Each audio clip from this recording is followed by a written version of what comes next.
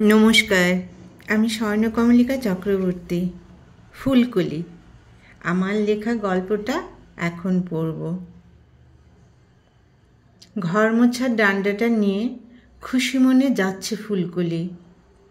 অন্যদিন যখন কাজ করতে বেরোয় তখন কেমন যেন একটা অবদমিত রাগ মনের মধ্যে ঘুরপাক খেতে থাকে।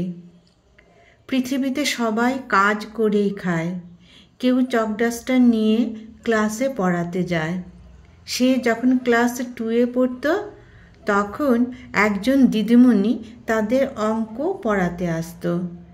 দিদিমণির খুব সুন্দর বিনুনি এদিক ওদিক দুলত। ওরা সবাই বিনুনির দোলন দেখত। দিদিমণি 5-এর নামতা অবধি যারা মুখস্থ বলতে পারত তাদের একটু বেশি আদর করত। সে কোনো দিন 5 কেন 2-3-এর নামতা অবধি দিদিমণির কাছে বলতে পারত না। দিদিমণি যারা পারত না তাদের বলতো, পড়াশোনা না করলে দোকানে গিয়ে জিনিসপত্র কিনলে কি করে হিসেব করবে? তাই পড়াশোনা প্রত্যেকের জীবনে ভীষণ দরকার। ফুলকলির কাছে সব ভালো লাগতো এই পড়াশোনাটা ছাড়া। ওর কিছু কিছু বন্ধু কি সুন্দর ক্লাসের মধ্যে মাঝে মাঝে পড়া মুখস্থ করে ফেলতো। সে এত মনোযোগ দিতেই পারতো না, আর বলতো, তোরা বড় হয়ে আরও অনেক পড়াশোনা করবি। আমি এই 10-টুনে 5ম শ্রেণী পর্যন্ত পড়ব, তারপর আমার পড়াতে ইতি। বন্ধুরা বলতো, পড়াশোনা করবি, পড়াশোনা না করলে কোনো কাজ করতে গিয়ে খুব অসুবিধা হবে। ফুলকলি বলে, ধুর, পড়াশোনা আমার ভালো লাগে না, আমার ভালো লাগে সেজে গুজে বেড়াতে। বন্ধুরা বলতো, আরে সাজতে কার ভালো না লাগে, কিন্তু সাজেরও তো বিভাজন রয়েছে। এখন কেউ যদি বিয়ে বাড়ির সাজ সেজে মাছ কিনতে যায় তবে ব্যাপারটা কেমন হবে বলতো?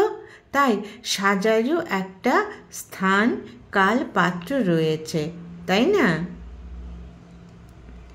2য় শ্রেণীতে পড়া বন্ধু আরেক বন্ধুকে জ্ঞান দিচ্ছে। আসলে বন্ধু ওর মায়ের কাছে শুনেছে জায়গা অনুসারে সাজতে হয়। সে সুযোগ পেয়েছে ফুলকলিকে মায়ের কথাগুলো নিজের কথা বলে বাহবা অর্জন করে নিল। কারণ অন্য সব বন্ধুরাও ওকে বলছে, বাবা তোর কত জ্ঞান রে, আমরা যে কিছুই জানি না। বন্ধু বলছে, শিখবি, অনেক কিছু শিখবি, সামনে পড়াশোনার বিস্তীর্ণ সাগর পড়ে রয়েছে। ফুলকলি সাগরের কাছে আর যেতে পারল না, মানে ইচ্ছে করেই গেল না। পড়াকে ওর ভীষণ ভয়। কেন যে ভয় পায় সে জানে না। পড়তে বসলেই ওর চোখের সামনে বিভিন্ন খাবারের ছবি ভেসে ওঠে। জিভ দিয়ে জল পড়তে থাকে। সেই জল বইয়ের পাতায় পড়ে ভিজে যায়। ঘুমে চোখ ঢুলুঢুলু করতে থাকে। মা মাঝে মাঝে রান্নাঘর থেকে মেয়েকে দেখতে আসে। মেয়ে তখন মুখ হা করে ঘুমের রাজ্যে, যেখানে সব খাবার দাবার সাজানো আছে, সেখানে গিয়ে বিভিন্ন খাবার খাচ্ছে। কতদিন এই দৃশ্য দেখতে ভালো লাগে? অতএব মা বাবার সিদ্ধান্ত, ফুলকলির পড়া বন্ধ করে দাও। এই কথাটা শোনার জন্য কত যুগ ধরে অপেক্ষা করছে সে। অবশেষে মুখ নিঃসৃত সেই বাণী সে শুনতে পেল। বন্ধুদের বলেছিল 5ম শ্রেণী, সেটা গিয়ে 8ম শ্রেণীতে দাঁড়িয়েছে। টেনে টুনে কোনো রকমে 8ম শ্রেণী অতিক্রম করে গেছে। সে শুনেছে 9ম শ্রেণীতে অনেক অনেক পড়া, অনেক বই। অতএব বাবার পয়সা আর খরচ করতে চায় না সে। বাবারও এত ক্ষমতা নেই মেয়েকে পড়ানোর। অতএব পড়ার ইতি, বিবাহ অভিযান শুরু। ফুলকলি বিয়ে করতে চায় না। সে কোনো হাতের কাজ শিখে নিজে উপার্জন করতে চায়, কিন্তু বাবা মা সেটা মানতে নারাজ। মেয়েকে ঘরে বসিয়ে রাখা যাবে না, অতএব পাত্র খোঁজো। পিজির মেয়েটা বলছে, কি গো, আজ তোমাকে বেশ খুশি খুশি লাগছে। ভালো লাগছে তোমাকে। অন্যদিন তো এমনিতেই চলে আসো, আজ তো বেশ সেজেগুজে এসেছো। তোমাকে বেশ সুন্দর লাগছে। তোমার নুপুরের ধ্বনি শুনতে পেয়ে বুঝতে পেরেছি তুমি এসেছো। ফুলকলি বলল, আরেকদিন তোমাকে বলবো, আজ সময় নেই, আজ আমি কাজ করছি, একটু ব্যস্ত। তুমি অফিস যাওনি? খাটে বসে অগ্রিমা বলল, ওর আজ শরীরটা ম্যাজম্যাজ করছে, বুঝতে পারছে না জ্বর আসবে কিনা, তাই অফিসে যায়নি। ফুলকলি বলল, ওষুধ খেয়ে নিতে, কারণ এখানে অনেকের জ্বর হচ্ছে, ব্যাপারটা ছোঁয়াচ্ছে কিনা, তাই আগে থেকেই সাবধান হওয়া ভালো। অগ্রিমা এই পিজিতে আছে আজ প্রায় 1.5 বছর। সে ফুলকলি আন্টিকে দেখে আর ভাবে, এখনো কি সুন্দর নিজেকে সাজিয়ে রাখে, আর স্বভাবটাও বেশ ভালো। সে বাড়ি থেকে এত দূরে এসেছে, কোথায় কিভাবে থাকবে এটা নিয়ে বেশ একটা টেনশন ছিল। অফিসের একজন সিনিয়র দিদি এই পিজিতে থাকে, বলল পিজিটা বেশ ভালো, রান্না এবং নিরাপত্তা দুটোই বেশ স্বাদ এবং কঠোর। বাড়ি ভাড়া করে একা থাকাটা বেশ কষ্টকর, তার চেয়ে এখানে থাকলে কোনো চিন্তা করতে হবে না। অগ্রিমা এই পিজিতেই আছে, অফিস অটো করে চলে যায়। আন্টি রোজ তাদের ঘর মুছে দিয়ে যায়। রোজ দেখা হয় না আন্টির সাথে, যেদিন দেখা হয় সেদিন আন্টি বেশ কথা বলে ওর সাথে। পিজিতে তো অনেক মেয়ে, বিভিন্ন ভাষাভাষীর মেয়েরা রয়েছে। ফুলকলি সবার সাথে কথা বলে না, বলতে ইচ্ছে করে না, কিন্তু অগ্রিমা যদি ঘরে থাকে তবে ওর সাথে কথা বলবেই। সে নিজেও জানে না কেন কথা বলে, কথা তো আর বেশি হয় না। এই অফিস কেমন চলছে, বাড়ির সবাই ভালো কি না, এইটুকুই। অগ্রিমারও সময় থাকে না, আন্টিরও তাই। অগ্রিমা কোনোদিন আন্টিকে জিজ্ঞেস করতে পারেনি আন্টির ব্যাপারে। কি জানি কিছু জানতে চাইলে যদি রাগ করে। ফুলকলি চলে গেল। অগ্রিমা ভাবছে ওর বাড়িতে কে কে আছে, কে রান্না করে, ভীষণ জানতে ইচ্ছে করে। একদিন জিজ্ঞেস করতে হবে। সারাদিন ভীষণ পরিশ্রম করে, কতটুকু আর বিশ্রাম পায়, কিন্তু মুখের হাসিটা সেটা কিন্তু সব সময় বজায় থাকে। ফুলকলি তো বিয়ে করতে চায়নি, পড়াশোনাও করতে চায়নি, চেয়েছিল নিজের হাতে কিছু কাজ শিখে টাকা উপার্জন করতে, কিন্তু মা বাবা তো সেই পথে ওকে যেতে দিল না। অবশ্য তাদের দোষ দিয়ে লাভ নেই। উপযুক্ত মেয়ে ঘরে বসে থাকবে, তারা যে এলাকায় বাস করে সেখানে নজর পড়বে, আর তারপর কোনো বড় দুর্ঘটনা ঘটে গেলে এই মেয়েকে আর এই জীবনে বিয়ের পিঁড়িতে বসানো যাবে না। অতএব ফুলকলির অমতে বেশ দূরে গ্রামের এক অবস্থাপন্ন, মানে ঘরের চাল খেয়ে তারা বিক্রিও করতে পারে, সেই বাড়ির ছেলের সঙ্গে ফুলকলির বিয়ে হয়ে গেল। ওর বিয়েতে 9ম শ্রেণীতে পড়া সব বন্ধুরা এসেছিল। ওরা সবাই হাসাহাসি করছে। যার বিয়ে তার মুখ কিন্তু গম্ভীর। সেই পাকা বন্ধু বলছে, কিরে, বিয়ে হয়ে যাচ্ছে বলে মন খারাপ? আরে দেখবি কত মজা লাগছে বরের সাথে কথা বলতে, ঘুরতে, তখন দেখবি আমাদের কথা আর মনেই থাকবে না। ফুলকলি বলল, কোন পরিস্থিতি তোদের কথা ভুলিয়ে দেয় সেটাই প্রশ্ন রে। খুব ভালো যেমন হতে পারে, তেমনি খুব খারাপ অবস্থাও তোদের কথা চিন্তা করার সুযোগ দেবে না রে। ফুলকলির পরের চিন্তা ভাবনাই সত্যি হয়েছিল। বন্ধুরা খবর পেয়েছিল সাধারণত যা হয় তাই, অর্থাৎ ফুলকলির বর খুবই খারাপ। ওকে সারা দিন রান্নাঘরে ধান সেদ্ধ, রান্না, যাবতীয় কাজ করতে হয়। একবারে বন্ধুদের সাথে সে দেখা করতে এসেছিল, তখন সে তৃতীয়বার মা হতে চলেছে। বন্ধুরা ওর চেহারা দেখে ভয় পেয়ে গিয়েছিল। সে তাদের একটা কথাই বলেছিল, কেন যে পড়াটা কষ্ট করে চালিয়ে গেলাম না, তার ফল এখন হাড়ে হাড়ে টের পাচ্ছি। বন্ধুরা কি বলবে? সান্ত্বনা দেবার মতো কোনো ভাষা তাদের জন্য থাকে না।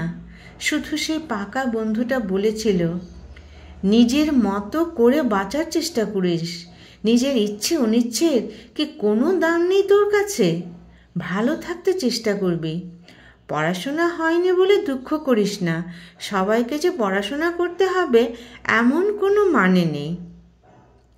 বন্ধুর কথাগুলো ভীষণ ভালো লেগেছিল ওর। নিজের মতো করে সে কই আছে? সে তো পরাধীন এক নারী, যার নিজের সত্তা বলতে কিছু নেই। ওকে এই পরিবেশ থেকে বেরিয়ে আসতে হবে। 3টে সন্তান হয়েছে, এখানে থাকলে আরও হবে। অতএব সে বাইরের আকাশ দেখবে। বাইরের আকাশ, মুক্তির আনন্দ, এসব অর্জন করা মোটেই সহজসাধ্য ব্যাপার নয়। বিনে পয়সায় এমন কাজের লোক কোথায় পাওয়া যাবে? অতএব শ্বশুরবাড়ি আরও কঠোর হলো, কিন্তু সে দৃঢ় প্রতিজ্ঞ, সে বেরোবেই। একদিন রাতের অন্ধকারে সবাই ঘুমিয়ে গেছে দেখার পর 3টে শিশু সহ ওরা বেরিয়ে পড়ল। কোথায় যাবে জানে না। রাস্তায় একটা নাইট সুপার বাস কন্ডাক্টর ওকে দেখে বলল, এই 3টে বাচ্চা নিয়ে কোথায় যাবে? ফুলকলি বলল, আমাকে নেবে তোমাদের বাসে? আমার কাছে ভাড়া আছে। ফুলকলি জীবনে বিয়ের আগে অনেক সিনেমাতে দেখেছে নায়িকা হঠাৎ করে বাড়ি থেকে বেরিয়ে গেলে সামনে ভিলেন আসে ও সেই ভিলেনকে সাহায্য করতে নায়ক এসে হাজির হয়। ওর জীবনেও রাস্তায় কোনো ভিলেন তো এলো না, কিন্তু নায়কের মতো কন্ডাক্টর দাদা এলো। সব শুনে সেই দাদা পরদিন ওকে ওর বাড়িতে তুলল। ওর মনে হচ্ছে সে যেন সিনেমা শুটিং করছে, কারণ দাদা ওর সব দায়িত্ব নিয়েছে। ওকে পিজিতে একটা কাজে ঢুকিয়ে দিয়েছে, বড় ছেলেটাকে একটা হাতের কাজের দোকানে ঢুকিয়ে দিয়েছে, ছোট দুটোকে স্কুলে ভর্তি করিয়ে দিয়েছে। সিনেমা যে জীবনের একটা অংশ, এটা যেন ফুলকলি ওর নিজের জীবন থেকে বুঝতে পারছে। দাদাও একা থাকতো, কাজেই দাদাও এখন একটা ছোট্ট বোন পেয়েছে। অগ্রিমা মায়ের ফোন পেয়ে অবাক। মা নিজে নিজে এত পরিকল্পনা করে ফেলেছে, অথচ ওকে কিছু জানায়নি। আজ বিকেলে ট্রেনে মা আসছে, এখানে পৌঁছতে আগামীকাল রাত হয়ে যাবে। বাবা এবার আসবে না। মেয়ে অনেক দিন বাড়ি যায় না, তাই মেয়েকে দেখতে মায়ের মন উচ্চাটন হয়ে গেছে। কাল অফিস থেকে এসে দেখবে মা পৌঁছে গেছে, এখানে গেস্ট হিসেবে মা থাকবে। অগ্রিমার মনে হচ্ছে কাল রাতটা আসতে বড্ড দেরি করছে।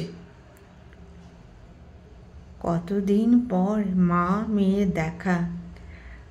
মা নিজেও বাড়ির কাছাকাছি চাকরি করে, কয়েকদিনের ছুটি নিয়ে এসেছে।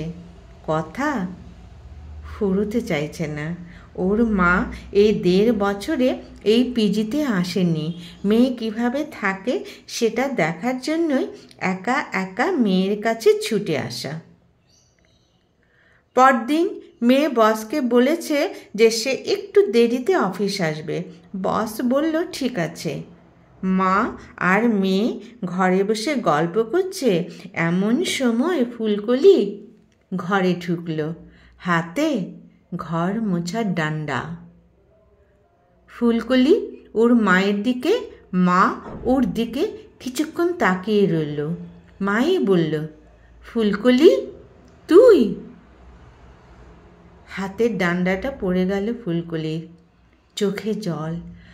অস্পষ্ট স্বরে বলল, মহিমা, অগ্রিমা তোর মেয়ে? অগ্রিমা কিছু বুঝতে পারছে না, দুজনের দিকে তাকিয়ে আছে। দুজন দুই প্রান্তের মানুষ, অথচ কিভাবে চেনে? এমনভাবে কথা বলছে যেন কত আপন। ফুলকলি বলল, জানিস, এই পিজিতে কত মেয়ে থাকে। আমি শুধু সময় পেলে তোর মেয়ের সাথেই কথা বলতাম। আমার অবচেতন মন হয়তো জেনেছিল সে আমার বন্ধুর মেয়ে, তাই তাকে এত ভালো লাগতো। মা বলল, কিরে, তুই একদিন কোথায় উধাও হয়ে গেলি? তোর খোঁজ আর আমরা পেলাম না। এখন কই থাকিস? ফুলকলি বলল, সে অনেক কথা রে। স্বামীর অত্যাচার সহ্য করতে না পেরে একদিন রাতের বেলা বাচ্চাদের নিয়ে বেরিয়ে বাসে করে এত দূরে চলে এসেছিলাম। কপাল গুনে কন্ডাক্টর দাদা আমাকে আশ্রয় দিয়েছিল, ও এই কাজটা পাইয়ে দিয়েছিল। পড়াশোনা তো আর করলাম না রে। মহিমা বলল, নিজের হাতে কাজ করে রোজগার করছিস, সেটা তো অনেক সুখের ব্যাপার রে। বরকে ডিভোর্স দিয়েছিস? ফুলকলি বলল, এই কিছুদিন আগে দাদা সব ঠিক করে দিয়েছে, হয়ে যাবে ব্যাপারটা। মহিমা, তোকে আমার দাদার বাড়ি নিয়ে যাব। দাদা আমার কাছে ভগবান রে, না হলে জানি না 3টে বাচ্চা নিয়ে আমি আজ কোথায় থাকতাম। অগ্রিমা বলল, নতুন জায়গায় এসে তুমি ছোটবেলার বন্ধুকে পেয়েছ। তোমরা দুজন গল্প করো, আমি অফিসে যাই। ফুলকলি মহিমাকে সেদিনের রাতের পর পুরো ঘটনাটা বলল। মহিমা বলল, তোর সাহস আছে? এইভাবে কেউ বেরোয়? ফুলকলি হেসে বলল, আমার যে দেওয়ালে পিঠ ঠেকে গিয়েছিল। ওখানে থাকলে আমি যে মরেই যেতাম রে। তুই কত কথা বলতি তখন, মনে আছে? আমরা সবাই তোর উপদেশগুলি শুনতাম। 8ম শ্রেণী পাস ছিলাম বলে এই চাকরিটা পেয়েছি। কত টাকা বেতন দেয় সেটা বুঝতে পারি, না হলে তো 3 দিন কাজ করিয়ে বলতো 1 দিন কাজ করেছি, লিখে টিপসই নিয়ে নিত। এখন যা কাজ করি সেটাই লেখে, কারণ আমি যে পড়তে পারি। মহিমা বলল, আমি তোর কথা খুব ভাবতাম। তোর মা বাবাও তোর ব্যাপারে কিছু জানতো না, খুব খারাপ লাগতো তাদের দেখে। এইবার বাড়ি গিয়ে বলবো তুই ভালো আছিস।